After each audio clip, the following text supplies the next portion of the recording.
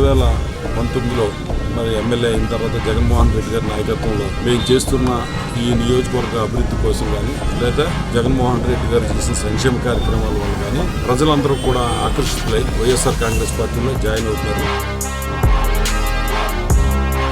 దీని ముఖ్య కారణం అండి మా శాసనసభ్యుడు గంధి శ్రీనివాస్ గారండి.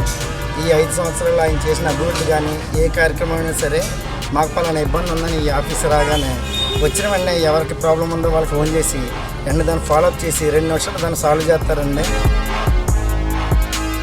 అలాగే ఈ నియోజకవర్గంలో బడుగు బలహీన వర్గాలకి సుమారు 30,000 మందికి ఇళ్ల పట్టాలు ఇవ్వడం కానీ, జిల్లా ఎటకోట తీసుకురావడంలో కానీ, 100 పడగల హాస్పిటల్ తీసుకురావడం కానీ, ఈ గడపకి సంక్షేమ కార్యక్రమాలు అందించడంలో మన ఎమ్మెల్యే గారు చాలా కృషి చేశారు. ఇవాళ వివిధ పార్టీలో ఉన్నటువంటి కార్యకర్తలు, నాయకులు మరియు ప్రజానీకం కూడా పెద్ద ఎత్తున తరలివచ్చి ఇలా శాసనసభ్యుల యొక్క క్యాంప్ ఆఫీస్లో వారిని ఈ రాబోయే ఎలక్షన్స్లో తప్పనిసరిగా అఖండమైన మెజార్టీతో గెలిపించాలని చెప్పి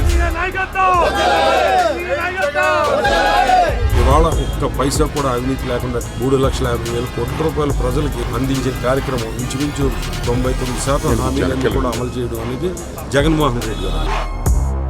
రాబోయే ఎలక్షన్లో ఖచ్చితంగా మా ఎమ్మెల్యే గారికి మంచి మెజార్టీతో నెగ్గించుకుని మినిస్టర్ పదవి చేకూర్చే వరకు కూడా మేము అందరూ కష్టపడి కృషి చేస్తామని అందరికీ సభాముఖంగా తెలియజేస్తాం.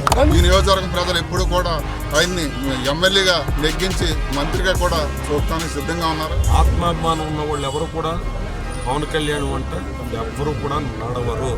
ఆత్మాభిమానాన్ని చంపుకుని ఎవరన్నా వెళ్తే కనుక వాళ్ళకి భవిష్యత్తులో ఈ రోజున ఎవరైతే బయటకు వచ్చేస్తున్నారో భవిష్యత్తులో వాళ్ళు కూడా బయటికి రావడం తప్పదు.